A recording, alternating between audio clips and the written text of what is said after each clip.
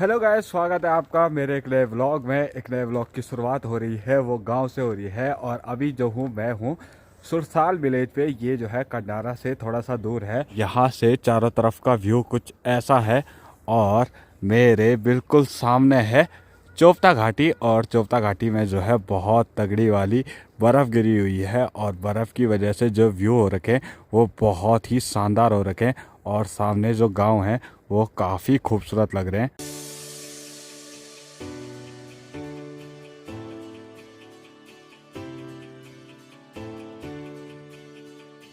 तो चलिए आज के ब्लॉग को शुरू करते हैं। आइए दोस्तों, पहाड़ों से कुछ बात करते हैं, पहाड़ों से एक नई मुलाकात करते हैं, एक नए ब्लॉग की शुरुआत करते हैं। वेलकम बैक टू नमस्ते गढ़वाल ब्लॉग्स। और जो घाटी है वो काफ़ी ज़्यादा खूबसूरत लग रही है। चारों तरफ आप देखोगे ना गांव, और शहर से जो है हम गांव की तरफ आ चुके हैं। और मेरे ठीक जो नीचे है ये मंदाकिनी नदी है।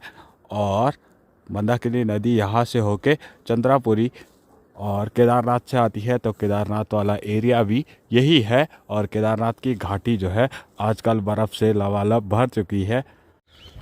तो फाइनली मैं पहुंच चुका हूं अपने गांव में। और गांव में पहुंचने की खुशी जो होती है वो बहुत ही अलग होती है। और जब बर्फ़ गिरी थी तब तो मेरा बहुत ज़्यादा मन था गांव आने का। और फिलहाल तो गांव पहुंच ही गए और प्लान बन ही गया। रास्तों के हाल हो रखे हैं कुछ ऐसे, और चारों तरफ रास्तों पे बिल्कुल इतनी ज़बरदस्त वाली घास जमी हुई है। यहाँ से जाना बेकार है, तो अपने रोड वाले रास्ते से जाएंगे। तो फाइनली मैं पहुँच चुका हूँ अपने गांव में। और सारे लोग गांव से मेरे को आवाज़ देने बैठ गए। और सभी लोग यहाँ छत पे अपना अपना काम कर रहे हैं। और यहाँ नीचे देखो शेरू खेत में जा रखा है। तो शेरू ने अभी मुझे देखा नहीं है, और जैसे ही देखेगा वैसे शेरू बहुत ज़्यादा खुश हो जाएगा।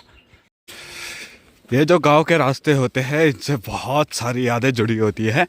और अभी जो गांव पहुंच के इन वाले रास्तों पे चल के जो मज़ा आता है ना वो अलग ही आता है। और नीचे नदी है, तो नदी में आजकल पानी बहुत कम हो रखा है। शेरू रे, शेरू मुझे देख के बहुत खुश हो गया। ले ए! और शेरू ने पहले मुझे देखा, फिर शेरू को खाने की याद आई और शेरू चला गया सीधे खाने के पास। ओए! तो ये रहा हमारा शेरू, और ये खाना खा रहा है। इसको खाने के लिए क्या मिला है? ए! ए! क्या खा रहा तू? तो फाइनली मैं अपने घर पे पहुंच चुका हूं। और घर पे जो है मम्मी ने मेरे लिए नाश्ता बना के रखा हुआ था। और नाश्ते में देखो इतनी टेस्टी सी मंडवे की रोटी बनी है, उसके साथ सब्जी है, चाय है, और सब चीज़ें जो है वो तैयार हो रखी है ऑलरेडी।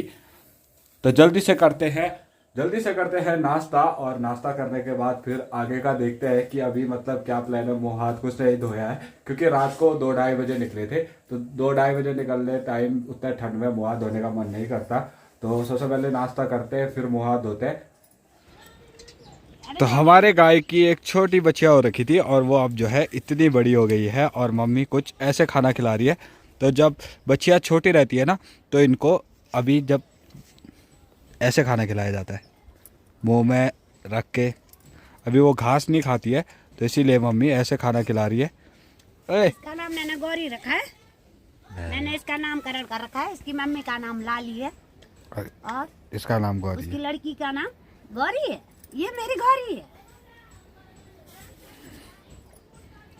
हमारी गौरी जब बोलते हैं गौरी तो ये कान खड़ा कर देती है। तो नदी के पास में देखोगे आजकल ऐसे तालाब बनाए हुए हैं। और ये तालाब जो है अब से जून के महीने तक यानी रोपाई के टाइम तक चलेंगे, जब तक पहाड़ों में बरसात नहीं होती और नदी में पानी नहीं बढ़ जाएगा। जब नदी में पानी बढ़ जाएगा तब ये दीवार टूट जाती है। और ये दीवार इसलिए बनाई गई है ताकि यहाँ से खेतों में पानी जा सके। और मैं नीचे नदी में जाके आपको दिखाऊंगा कि ये जो दीवार है ये किस लिए बनाई गई है।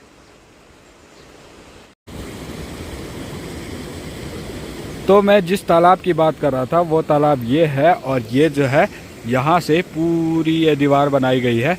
और ये दीवार यहाँ से यहाँ है और कनेक्टेड है नहर के साथ।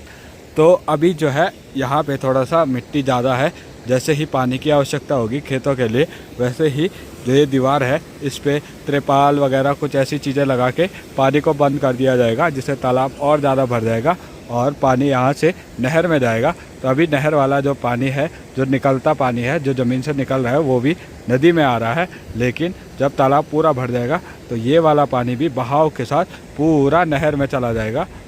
तो गांव का कुछ मौसम हो रखा है ऐसा, और अभी तक मैं धूप का आनंद ले रहा था, सोच रहा था बहुत अच्छी धूप लगी है तो धूप पे बैठ के आराम से धूप का आनंद लेंगे, लेकिन सूरज के आगे लग चुके हैं बादल, जिसकी वजह से जो है धूप बहुत कम हो गई है और मैं छत पे बैठा हुआ धूप का इंतज़ार कर रहा हूँ। तो शाम के बज चुके हैं 3 और मौसम जो है वो फिर से एक बार बारिश का हो चुका है। तो लगता है बहुत जल्द जो है फिर से एक बार बर्फ़बारी होगी और मैं उसी चीज़ का इंतज़ार कर रहा हूँ, बर्फ़बारी हो और मैं भी कहीं ना कहीं बर्फ़ देखने के लिए निकलूँ। और मौसम के हाल तो बहुत ज़्यादा ठंडे हो चुके हैं, बहुत ज़्यादा ठंड लग रही है देहरादून के मुकाबले। तो मम्मी और ये गायों के लिए घास काटने के लिए खेत में जा रखी है, तो मैं भी वहीं पे जा रहा हूँ। सोच रहा हूँ थोड़ा मम्मी की हेल्प कर दूँगा और फिर जो है अगर बारिश आएगी तो मम्मी को घास के लिए नहीं जाना पड़ेगा। और ये ऊपर हमारा खेत है और मम्मी यहाँ पे जा रखी है घास के लिए। तो मम्मी नीचे से घास जो है पापा काट रहे हैं उसको इकट्ठा कर रही है और पापा पेड़ पे जा रखे हैं घास काटने के लिए, तो मैं भी वहीं पे जा रहा हूँ। तो मम्मी पापा और मैं जो है खेत में आ रखे हैं घास काटने के लिए। तो पापा जो है ऊपर पेड़ पे जा रखे हैं घास काटने के लिए, क्योंकि जो है जैसे अगर बारिश होगी तो वैसे ही घर में कुछ ना कुछ घास स्टोर होना चाहिए, और बारिश में जो है जंगल में पेड़ पे कहीं घास नहीं काट सकते, तो इसीलिए पहले ही स्टोर करके रख देते हैं ताकि बारिश आएगी ना तो गायों को देने के लिए होगा। और मौसम देखो कुछ ऐसा हो रखा है, मौसम बहुत घने वाले बादल लगे हुए हैं और जो मौन खाल वाली साइड है वहाँ पे अभी भी बर्फ़ बची हुई है, बहुत काफ़ी हद तक काफ़ी मात्रा में जो है बर्फ़ बची है। और कार्तिक स्वामी जो टेंपल है वो मेरे घर के ऊपर है, यानी इस वाली साइड, तो यहाँ पे जो है अभी भी बहुत ज़्यादा बर्फ़ बची हुई है। तो मम्मी यहाँ पे खड़ी हो रखी है। तो पापा जो घास काट रहे हैं इस वाली घास का नाम है तीमल, और इसको जो है घर में स्टोर करके रखेंगे। और पापा इतने ऊंचे पेड़ पे जा रखे हैं। तो हमने जो है वो घास निकाल ली है और घास को जो है रस्सी पे बांध दिया है, और मम्मी जो है घास लेके आगे आगे चल रही है, मैं पीछे पीछे चल रहा हूँ, वरना तो मैं ही ले जाता अगर मेरी तबीयत ठीक होती।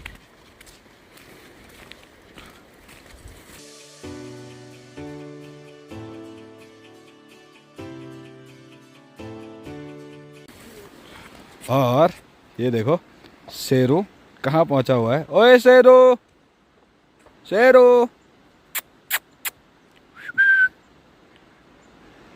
आजा। मैंने उसको बुलाया और वो जो है भाग भाग के घर आ गया, आजा, और पीछे मुड़ के देख रहा है।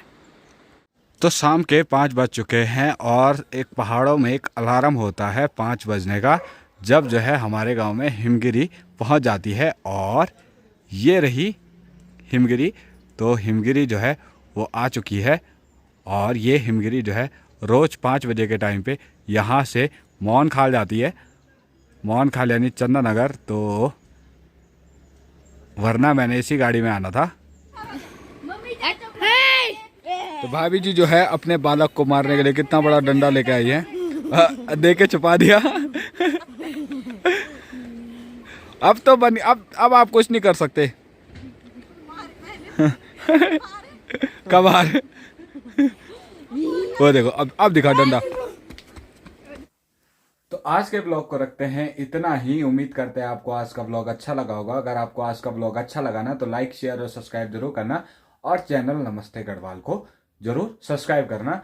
तो फिलहाल तो खाना पीना हो चुका है, एडिटिंग वगैरह सब कुछ हो चुकी है, तो तब तक के लिए लेते हैं आप सभी लोगों से अलविदा। मिलेंगे आपसे नेक्स्ट ब्लॉग में बहुत जल्द, तब तक के लिए बाय दोस्तों।